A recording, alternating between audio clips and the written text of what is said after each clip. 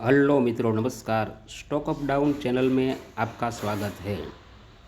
Bajaj auto Q1 result. Bajaj auto का हर मोर्चे पर उम्मीद से बेहतर प्रदर्शन, मुनाफा और आय दोनों में बढ़त। Bajaj auto Q1 result company ने मुनाफा, आय और ऑपरेटिंग लेवल पर सालाना आधार पर दमदार ग्रोथ दिखाई है। आइए आपको विस्तार से बताते हैं। आइए जानते हैं कैसे है रिजल्ट। बजाज ऑटो Q1 नतीजे। हर मोर्चे पर उम्मीद से बेहतर प्रदर्शन, मुनाफा और आय दोनों में बढ़त आई है। बजाज ऑटो ने जून तिमाही के नतीजे जारी कर दिए हैं और ये नतीजे बाज़ार की उम्मीद से बेहतर साबित हुए हैं। कंपनी ने मुनाफा, आय और ऑपरेटिंग लेवल पर सालाना आधार पर ग्रोथ दिखाई है।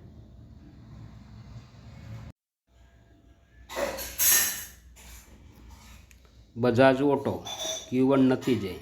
सालाना आधार पर देखें तो मुनाफा, नेट प्रॉफिट रुपये 1988 करोड़ से बढ़कर 2096 करोड़ रुपये रहा। अनुमान था 2019 करोड़, यानी कि मुनाफे में सरप्राइज बढ़त हुई है। राजस्व रेवेन्यू सालाना आधार पर आमदनी रुपये 11,928 करोड़ बढ़कर 12,584 करोड़ रुपये हो गई है। अनुमान था 12,218 करोड़।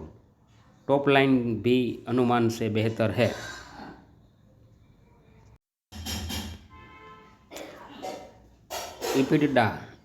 EBITDA रुपये 2,415 करोड़ से बढ़कर 2,481 करोड़ है। अनुमान रुपये 2,413 करोड़। ऑपरेटिंग लेवल पर भी बीट है। EBITDA मार्जिन 19.7, जो कि बाजार अनुमान से अनुरूप रहा। क्या मतलब है इन नतीजों का? बजाज ऑटो ने वॉल्यूम ग्रोथ और प्रोडक्ट मिक्स का बेहतर फ़ायदा उठाया। कंपनी का मार्जिन स्थिर है, जो लागत नियंत्रण और मजबूत प्राइसिंग का संकेत देता है।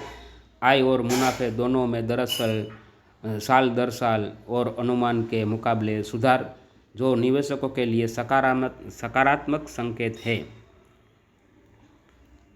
निवेशकों के लिए टेक अवे। शॉर्ट टर्म में स्टॉक पर पॉजिटिव रिएक्शन आ सकता है। कंपनी का प्रदर्शन दिखाता है कि ऑटो सेक्टर में मांग स्थिर बनी हुई है, खासकर प्रीमियम और निर्यात सेगमेंट में।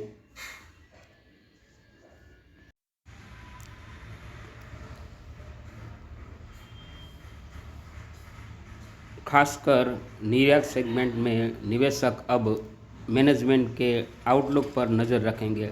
ईवी डिवीज़न, डोमेस्टिक डिमांड और इनपुट कॉस्ट गाइडेंस अहम होंगे। बजाज ऑटो ने Q1 में बाज़ार की उम्मीदों से बेहतर नतीजे दिए हैं।